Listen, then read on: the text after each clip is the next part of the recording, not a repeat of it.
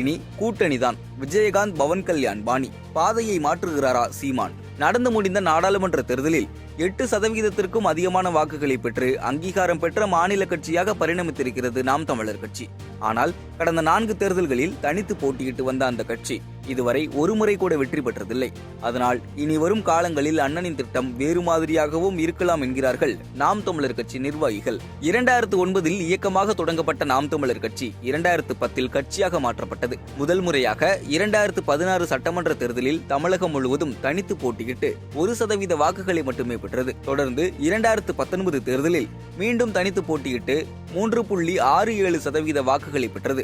50% பெண் வேட்பாளர்களை களமிறக்கியதும் குறிப்பிடத்தக்கது. தொடர்ந்து 2021 சட்டமன்ற தேர்தலில் மீண்டும் தனித்து களமிறங்கி 6.8% வாக்குகளை பெற்றது. கடைசியாக தற்போது நடந்து முடிந்த நாடாளுமன்ற தேர்தலிலும் தனித்து போட்டியிட்டு 8%க்கும் அதிகம் பெற்றதோடு அங்கீகாரம் பெற்ற மாநில கட்சியாகவும் மாறியிருக்கிறது.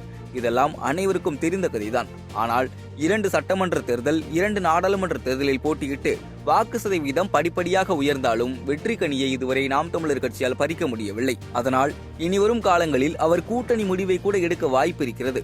விஜயும் கட்சி ஆரம்பித்திருப்பதால் அந்த வாய்ப்பும் இன்னும் பிரகாசமாக இருக்கிறது என்கிறார்கள் நாம் தமிழர் கட்சி வட்டாரத்தில். அதற்கு முக்கியமான 2 காரணங்களையும் முன்வைக்கிறார்கள். ஒன்று, தமிழ்நாட்டில் நடிகர் விஜயகாந்த் கட்சி ஆரம்பித்து 2 தேர்தல்களில் தனித்து போட்டியிட்டு தன் வாக்கு வங்கியை நிரூபித்து எதிர்க்கட்சி தலைவர் வரைக்கும் உயர்ந்தார். ஒரு சில காரணங்களால் அவரால் ஜொலிக்க முடியாவிட்டாலும் கூட்டணி அமைத்த பின்னரே அதிகமான எம்எல்ஏக்களை பெற முடிந்தது.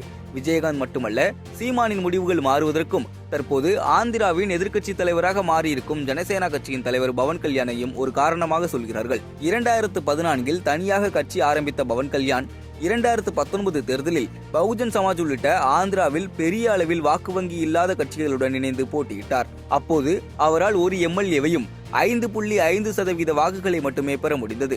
ஆனால் நடந்து முடிந்த ஆந்திர சட்டமன்ற தேர்தலில் தெலுங்கு தேசம், பாஜக உள்ளடக்கிய தேசிய ஜனநாயக கூட்டணியில் போட்டியிட்டு 21 எம்எல்ஏக்கள் மற்றும் 2 எம்பிக்களை பெற்றுள்ளார்.